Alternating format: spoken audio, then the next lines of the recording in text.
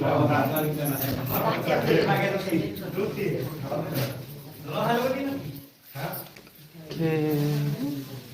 बात है सत्य और असत्य की। तो मैं पूछ रहा था कौन कौन हमारे सत्संग सुन रहे हैं यूट्यूब चैनल पे, वो हाथ खड़ा करो एक बार। बहुत अच्छी बात है, फिर तो ज़्यादा बताने की जरूरत नहीं पड़ेगी। कौन कौन बाहर से आए हैं, इस जिले के नहीं है, जो इस गाँव नहीं है, वो लोग हाथ खड़े करो जो बाहर से आए हैं। सारे बाहर से ही आए हैं। गांव के आदमी कौन है यहाँ पर, इस गांव के, वो हाथ खड़े करो। दूसरा चलो अब समझ लो अच्छी तरह क्या करना है। बात है सत्य और असत्य की। क्या है सत्य, क्या है असत्य। इंसान जन्म हमें मिला है, क्यों मिला है? क्योंकि सत्य और असत्य का निर्णय कर पाए। अगर हम गाय, बकरी, बैल, कुत्ता, गधा, शेर ये बन जाते तो क्या हम सत्य और असत्य का निर्णय कर पाते? कभी नहीं कर पाते। जो माया हमें दिखाती वो हम देखते, जो माया हमें खिलाती वो हम खाते। हम तो ये भी चूज ना कर पाते कि मांस खाना है कि शाकाहारी होना है, हम ये भी नहीं कर पाते। लेकिन इंसान जन्म में हम ये चूज कर सकते हैं कि मीट खाना है, अंडा खाना है कि नहीं खाना है। कर सकते हैं कि नहीं? नशा करना है कि नहीं करना है, कर सकते हैं कि नहीं? यानी आप एक तरह से स्वतंत्र हैं अपना भोजन चुनने में, अपना व्यवहार चुनने में, अपना सत्संग चुनने में, अपना धर्म चुनने में। आज तुम हिंदू हो, कल को ईसाइयों का प्रचार होने लग जाए तो तुम ईसाई बन सकते हो, कल को मुसलमानों का प्रचार होने लग जाए तो मुसलमान हो सकते हो। कोई तुम्हें रोकने वाला नहीं है। ये सारे धर्म परिवर्तन हो ही रहे हैं, कौन रोक रहा है किसी को? तुम चाहो तो आज इस भगवान की पूजा करो, कल को इसको छोड़ के किसी और की पूजा करने लग जाओ। आज तुम्हारा इष्ट देव हनुमान जी है, कल को तुम्हें हनुमान जी से भरोसा उठ जाए, तुम शंकर जी की पूजा करने लग जाओ या काली माता की पूजा, कोई रोकने वाला नहीं है। लेकिन फिर भी हमें यह जानना है कि सत्य क्या है, असत्य क्या है। हमें सत्य का पुजारी बनना है, हमें सत्य को अपनाना है। तो इस दुनिया में केवल प्रकार के तत्व हैं, एक असत्य और एक सत्य।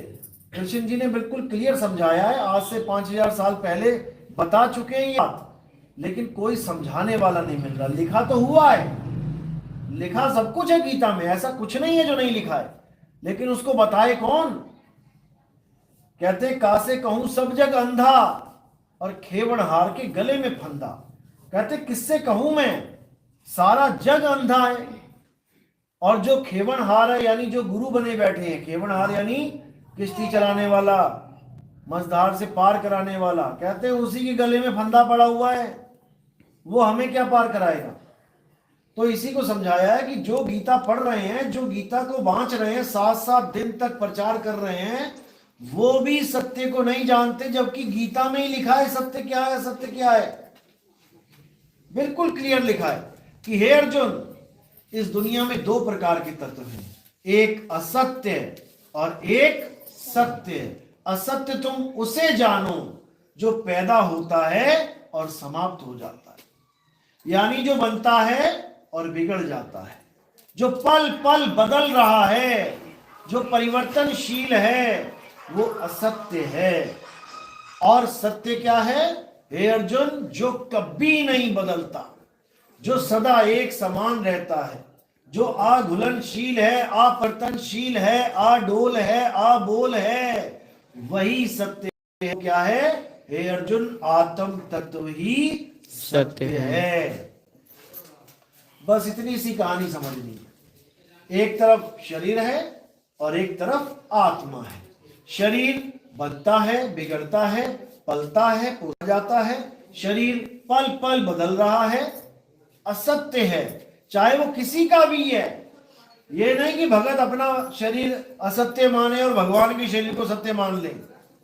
भगवान अपने भी शरीर का खंडन कर रहे हैं कि हे अर्जुन, तू और मैं शरीर नहीं है। कर दिया ना खंडन। अब जब मैं शरीर नहीं हूं तो तुम मेरा चित्र कैसे बना सकते हो? जब मैं शरीर नहीं हूं तुम मेरी मूर्ति कैसे बना सकते हो? जब मैं शरीर नहीं हूं तुम मेरे आकार को कैसे जान सकते हो? मैं शरीर हूं ही नहीं, और तुम आज तक शरीर की ही पूजा करते आए हो, इसलिए मुझे वापस ये ज्ञान समझाना पड़ रहा है। नहीं तो मुझे जरूरत ही नहीं है। मुझे क्या जरूरत है? जो जिसकी पूजा कर रहा है करता रहे, लेकिन संतों का एक ही मकसद होता है जीवन का, सत्य और असत्य को अलग अलग कर देना, नीर और क्षीर को अलग अलग कर देना। नीर क्षीर का करे निवेड़ा, और कहे कबीर सो हंस है मेरा। जो मेरा हंस है वो पानी और दूध को अलग कर देगा, सत्य और असत्य अलग कर देगा, और जो मेरा हंस नहीं है, जो कागा है, जो कौवा है, वो विष ही खाएगा, उसके किस्मत में मोती नहीं है। तो यही समझाया गया गीता में कि हे अर्जुन, उस परम तत्व को जान जो अजर अमर आदि अविनाशी है, और शरीरों का मोह त्याग दे। ये मेरा चाचा, ये मेरा मामा, ये मेरा दादा, ये मेरे भाई, तभी तो वो धनुष बाण नहीं उठा रहा था, क्योंकि उसको शरीर दिखाई दे रहे थे। ये मेरा चाचा खड़ा है, ये मेरा ताया खड़ा है, ये मेरा दादा खड़ा है। कृष्ण जी ने शरीरों का खेल ही खत्म करवा दिया कि अरे ये तो कपड़े हैं, ये तेरा चाचा थोड़ी नहीं है, ये कपड़े हैं, तू नहीं भी मारेगा तब भी ये मारे जाएंगे एक दिन। ये मरे ही हुए हैं, ये मेरे द्वारा पहले ही मारे जा चुके हैं, सारा कुछ लिखा हुआ है, लेकिन कोई समझ नहीं रहा, क्योंकि माया ने ऐसा पर्दा डाल दिया आंखों पे कि जो दिख रहा है उसी को सत्य मान के बैठा। बिल्कुल यही हो रहा है। लेकिन गीता में यह भी बताया जा रहा है कि हे अर्जुन, जो मेरी त्रिगुणी माया को लांग जाते हैं। अब त्रिगुणी माया है क्या, पहले ये तो बता दो। सारे गीता पढ़ने वाले, सारे गीता बांचने वाले ये श्लोक जरूर बोलेंगे कि मेरी त्रिगुणी माया को लांग जाते हैं। त्रिगुणी माया तो बता दो क्या है, होती क्या है त्रिगुणी माया? रजोगुण, सतोगुण, तमोगुण, इन तीनों गुणों से भरपूर जो माया है उसको हम लांघेंगे कैसे, बताओ? माया के तो तुमने चाल दिया हमें। सबसे बड़ी माया क्या है? ये सबसे बड़ी माया काया ही माया है। इसी काया के चक्कर में सब उलझे पड़े हैं, ए टू जेड। कौन नहीं उलझा पड़ा है? सब, मां बाप, भाई बहन, बेटा बेटी, चाचा चाची, नाना नानी, सब इसके मुंह में फंसे हैं। नहीं फंसे तो बताओ। अभी किसी को कह दिया जाए अपना घर बार छोड़ के चल मेरे साथ, उठा मेरा अटैची, चल मेरे साथ प्रचार में, बंदा कहेगा क्या बात करे गुरुजी, वापस कब आऊंगा? वापस आना ही नहीं है। अरे नहीं गुरुजी दया करो, छोटे छोटे बच्चे हैं, माँ है, बीवी है, फंसाना, और अभी मौत आ जाए, अब कह पाएगा किसी को कि दया करो? छोटे छोटे बच्चे हैं, यही रह जाएंगे। बूढ़ी माँ है, बिस्तर में पड़ी है, यही रह जाएगी, कोई पानी पिलाने वाला नहीं मिलेगा। लड़की की शादी होने वाली है, सारा दहेज इकट्ठा करके रखा है, कहो एक दिन पहले ही मौत आ जाए तो किसको कहोगे कि मैंने नहीं जाना है? इतना खतरनाक खेल बुन रखा है। और जैसे तुम यहां से जाते हो सारा मोह उत्पन्न हो जाता है, बच्चे के लिए, मां के लिए, भाई के लिए, सबके लिए, और फिर बंध जाता है मोह पाश में, और फिर वापस मां के गर्भ में आ जाता है। ये आज का खेल नहीं है, ये जन्मों जन्मों का खेल है।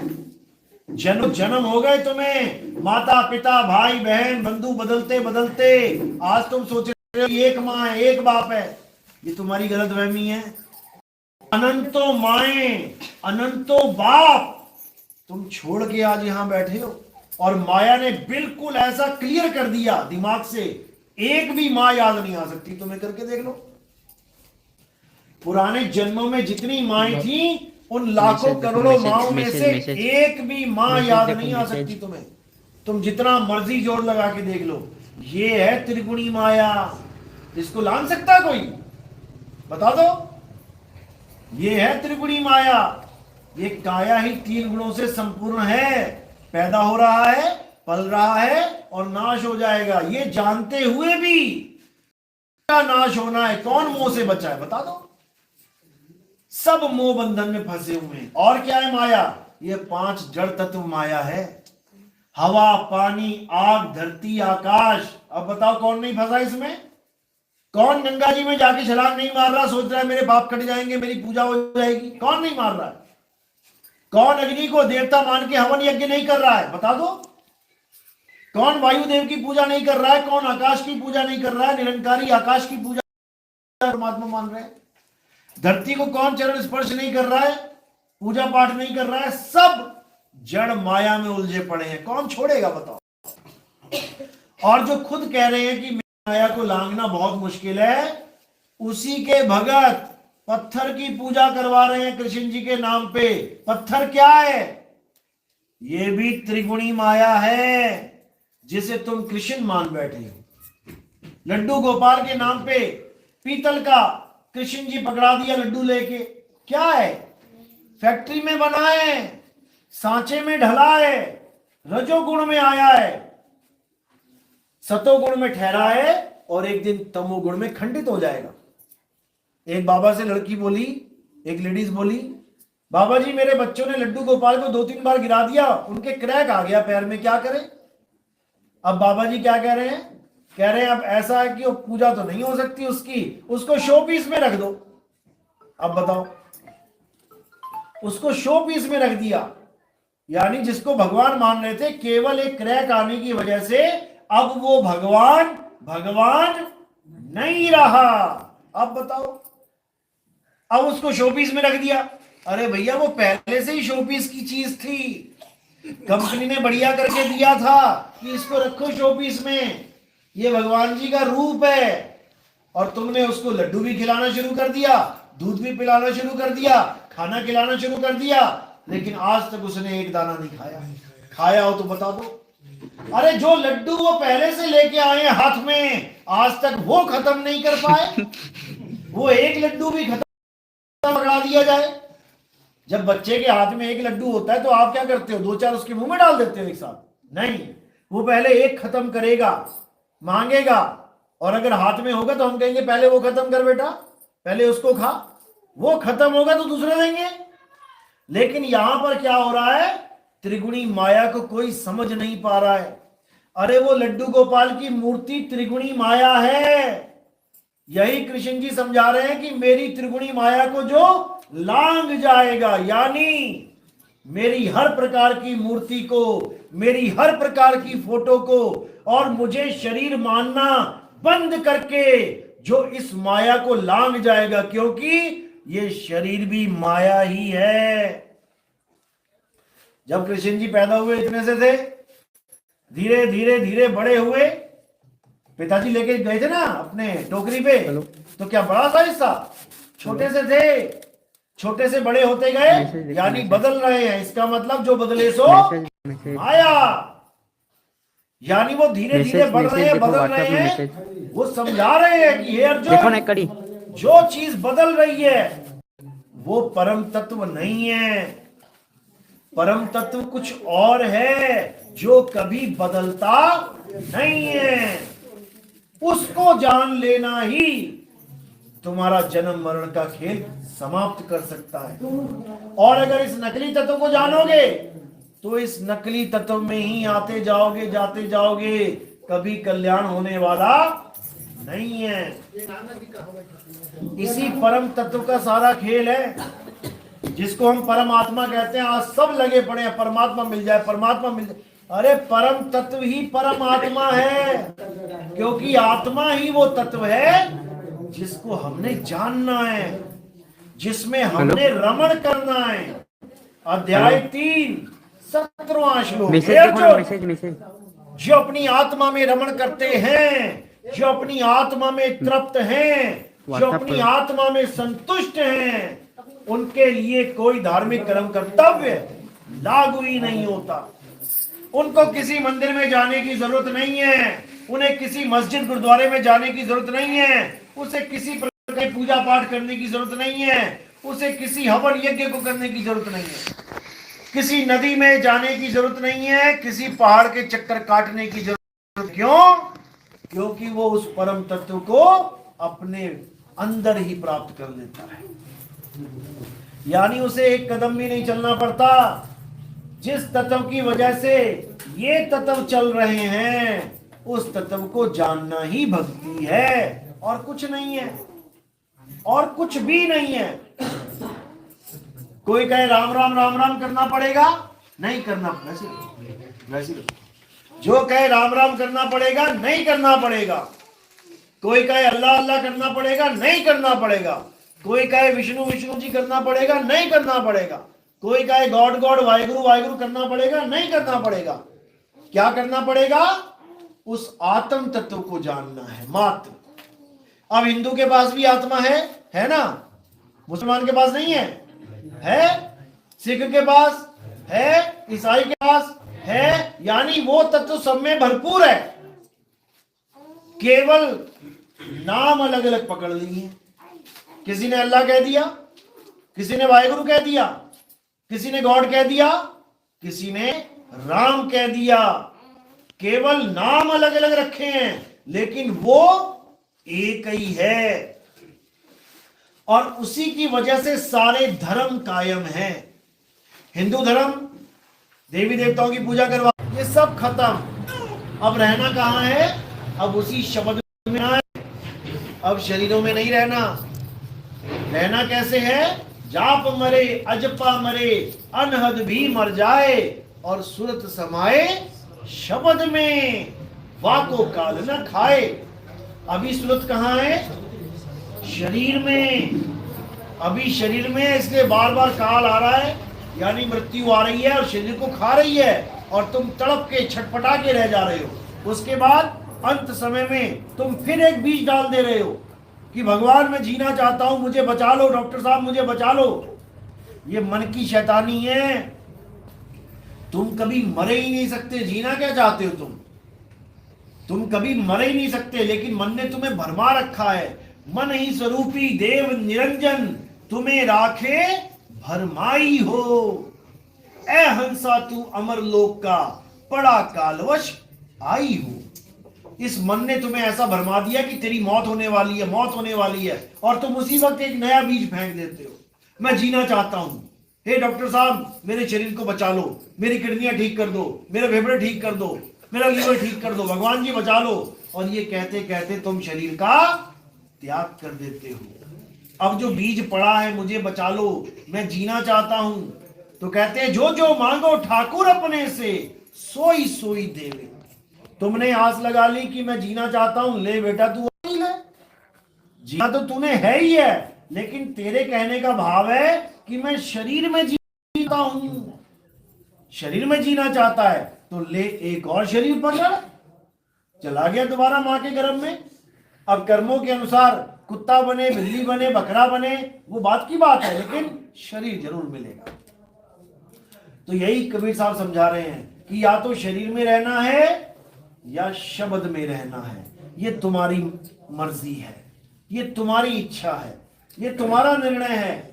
शरीर में रहना है तो शरीर में रखने वाले गुरु बहुत पड़े हैं, तमाम पड़े हैं, जो तुम्हें बार बार कहेंगे अरे मुक्ति क्या चीज है, मुक्ति तो कुछ भी नहीं होती। अरे भगवान की भक्ति करो, भगवान के साथ सखा बन के आओ, गोपी बन के आओ, ग्वाले बन के आओ। ऐसा कहने वाले भी हजारों हैं। कृष्ण जी के भगत जितने भी गुरु हैं वो कहते हैं मुक्ति तो बहुत तुच्छ चीज है, प्रभु के साथ लीला करना बहुत बड़ी चीज है। ये सब अज्ञान है। साहिब कह रहे बचना चाहो काल जाल से, यही काल जाल है। बार बार गर्भ में लाके बार बार पटक देना बाहर, उसके बाद फिर उसके सत्यानाश करके शरीर का, फिर उसको गर्भ में डाल देना 9 महीना, यही काल जाल है। तो कह रहे बचना चाहो काल जाल से, चीनो शब्द हमारा, और कहें कबीर अमर कर राखू जो निज होए हमारा। अमर करके रखूंगा मैं, जो मेरा हो जाएगा निज। निज यानी 100%। फिर किसी और की पूजा पाठ नहीं करना है, फिर किसी और चक्करों में नहीं पड़ना है, भूत प्रेतों के चक्करों में नहीं पड़ना है। कुछ भी हो रहा है कुछ नहीं है, बस एक आत्म तत्व का ध्यान करना है और कुछ नहीं करना। तो कह रहे श्वासा की कर सिमरनी, कर अजपा का जाप, और परम तत्व का ध्यान धर, सो हम आपे आप। कि जब तुझे जो पल पल, एक पल भी तेरा बर्बाद नहीं जाने देगा। 24 घंटे सूरत को शब्द में कैसे रमाना है ये कला बता देगा। अब समझो कि तुम्हारा जन्म सफल हो जाएगा। नहीं तो जितने भी गुरु हैं ये क्या बोल रहे हैं, 1 घंटा भजन करो, दिन में 2 घंटे माला जपो, 20 माला करो, 25 माला करो। अरे भाई बाकी समय बाकी समय क्या करें? ये सब नकली भक्ति है। असली भक्ति वो है जो तोड़ी ना टूटे, छोड़ी ना छूटे, ऐसी माधो खींच तनी, मऊ लालन सो प्रीत बनी। वो ऐसी भक्ति है, वो एक पल भी नहीं टूटेगी, वो लगातार आठों पहर चलेगी। वो ऐसी भक्ति है। सुरत फंसी संसार में, ता से पर गई दूर, और सुरत बांध स्थिर करो, आठों पहर हुजूर। ये ऐसी भक्ति है, इसमें खाते पीते नहाते धोते चलते फिरते सोते भी आप मालिक को याद करोगे। अगर सच्ची लगन है, अगर सच्ची लगन है, दुकान में बहुत अच्छी तरह बैठे हुए ईमानदारी से सब ग्राहकों को डील कर रहे हो अच्छी तरह, तो सपने किसके आते हैं रात में? किसके आएंगे? ग्राहकों के ही आएंगे। अच्छी तरह नौकरी कर रहे हो, दवाइयां बेचने लग गए, अच्छी तरह बेच रहे हो, बड़ा मन लगा बेच रहे हो, तो सपने में कौन आएगा दवाइयां लेने? ग्राहक ही आएगा। गली गली में झगड़े करते फिरोगे तो सपने में कौन आएगा? झगड़े ही मचेंगे सपने में।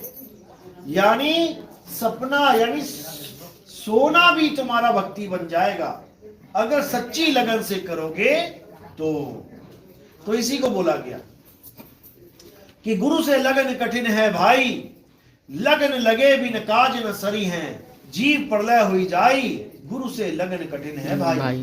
पहली बात तो लगन लगना बड़ी कठिन है, और लगन लग जाए तो गुरु ना मिल रहा कोई सही। गुरु मिल रहे मंत्र जंतर तंत्र वाले, समझा समझा के थक गए, तंत्र मंत्र सब झूठ है, अरे इनमें ना भर में कोई, सार शब्द जाने बिना ये कागा हंस ना होए। ये कौवा हंस होने वाला नहीं है। यानी स्वरूप की बात चल रही है। कौवा है काला और हंस है सफेद। अब कौवे को लगाओ साबुन, देखे जरा हंस होता है कि नहीं होता है? लगाओ जरा रिन सुप्रीम कौन सा लगाना है, हो जाएगा सफेद? क्या नहीं होगा? नहीं होगा। यहाँ पर बदलाव की बात है। यानी तुम अज्ञानता में अपने आप को कौवा मान बैठे हो। अज्ञान को छोड़ो तो तुम हंस हो। अज्ञान क्या है? ये काया ही अज्ञान है। तुम अपने आप को ये शरीर मान बैठे हो। आदमी, मैं औरत, मैं जवान, मैं बूढ़ा, मैं बच्चा, यही अज्ञान है। इसीलिए तुम कौवे बने बैठे हो। अब क्या करना है? इस अज्ञान को किनारे कर देना है। मैं देह नहीं हूं, मैं आत्मा हूं। अब जो तुम्हें स्वरूप प्राप्त होगा वो हंस स्वरूप है, और वो तुम्हारा ही स्वरूप है। तुम अपने स्वरूप को भूले बैठे हो। अपने स्वरूप को याद करना है और कुछ नहीं करना। जो सतनाम है वो तुम्हारा स्वरूप है। सतनाम कोई मंत्र जाप नहीं है, सत्य नाम कोई नाम नहीं, ये है आपन रूप, और जो जाने इस भेद को पावे आप स्वरूप। अपने स्वरूप की प्राप्ति होती है सतनाम से। सतनाम यानी सच्चा नाम। कौन देता है सच्चा नाम? गुरु देता है सच्चा नाम। जब गुरु तुम्हें सच्चा नाम देगा तो तुम्हें स्वरूप ज्ञान देगा, ना कि ये तंत्र मंत्र जंतर पूजा पाठ हवन यज्ञ देगा। छुड़वा देगा ये सब। सोई गुरु पूरा कहावे, जो दो अक्षर का भेद बतावे, एक छुड़ावे एक लखावे, तब प्राणी निज घर को जावे।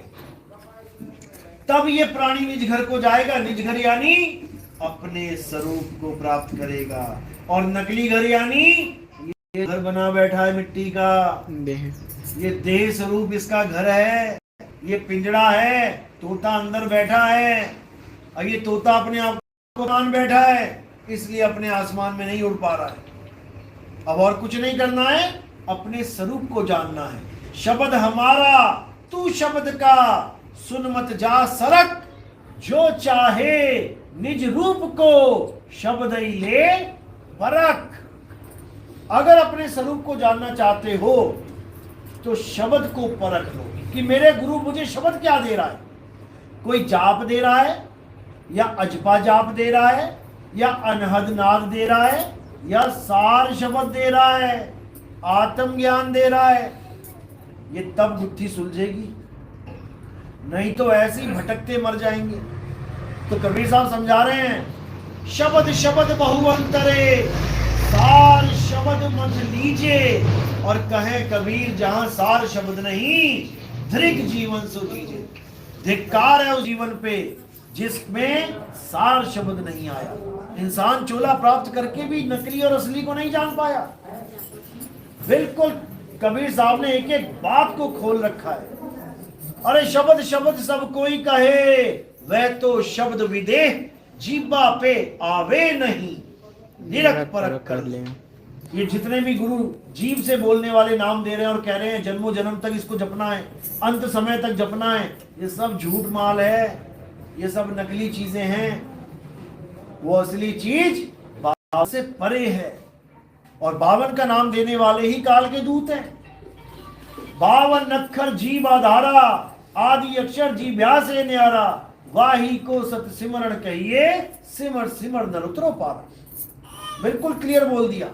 जो नर पड़े 52 के फेरा, सो नर जानो काल के चेहरा। और जब 52 का टूटे डोरा, सहजे छूटे काल झकोरा।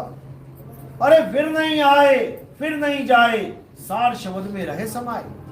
फिर वो अपने स्वरूप में रहता है, अपने स्वरूप में आनंद लेता है।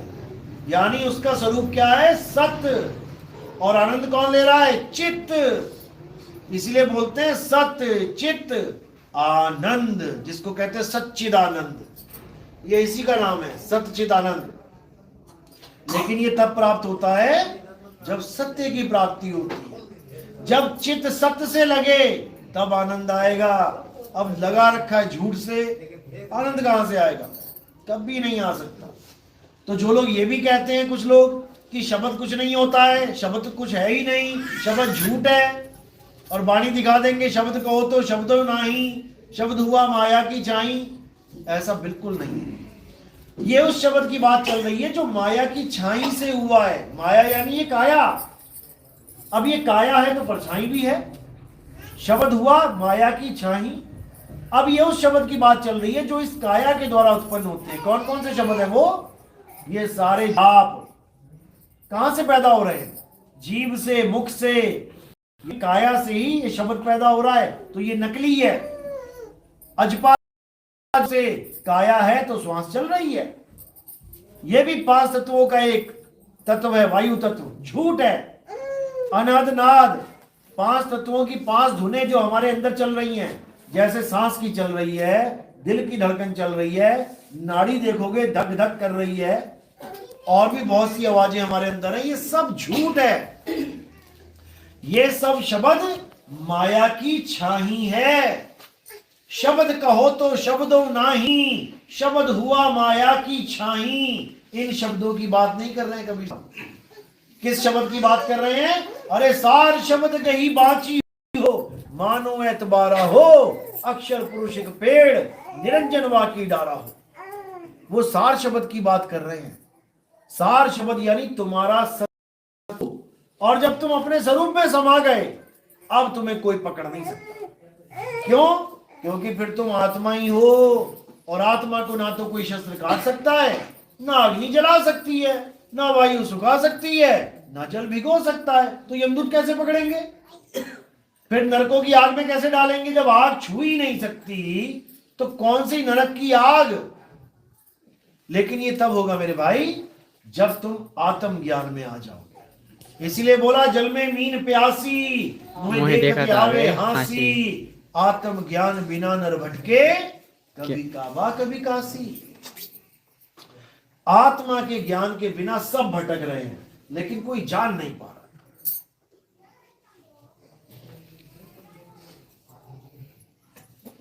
अब करना क्या है? कहते जब लगना चीनोगे आत्म, तब लगना मिली है परमात्मा। क्योंकि परमात्मा का वास कहां है? आत्मा में है। यानी घी कहां है? दूध में है। अब तुम दूध तो ढूंढ नहीं रहे हो, घी ढूंढ रहे हो। सीधे घी कैसे मिलेगा? जंगल छान मारे, गलियां छान मारी, आकाश पाताल छान मारा, घी ना मिला। और जो घर में दूध पड़ा था उसको नाली में फेंक दे रहे हो। ये तो दूध है यार, हमें तो घी चाहिए।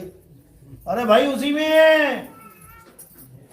उसी में है, अपनी आत्मा को नहीं ढूंढ रहे हो, परमात्मा को ढूंढ रहे हो। मंदिर मस्जिद गुरुद्वारों में, जंगल नदियों नालों में, हर जगह परमात्मा को ढूंढ रहे हो, नहीं मिलेगा। क्यों? क्योंकि परमात्मा तुम्हारे अंदर है। अरे सब कुछ ही अंदर, बाहर नहीं, और बाहर ढूंढे तो भरम भुलाए। सब कुछ तुम्हारे अंदर है, तुम्हारे अंदर, तुम्हारी काया के अंदर नहीं।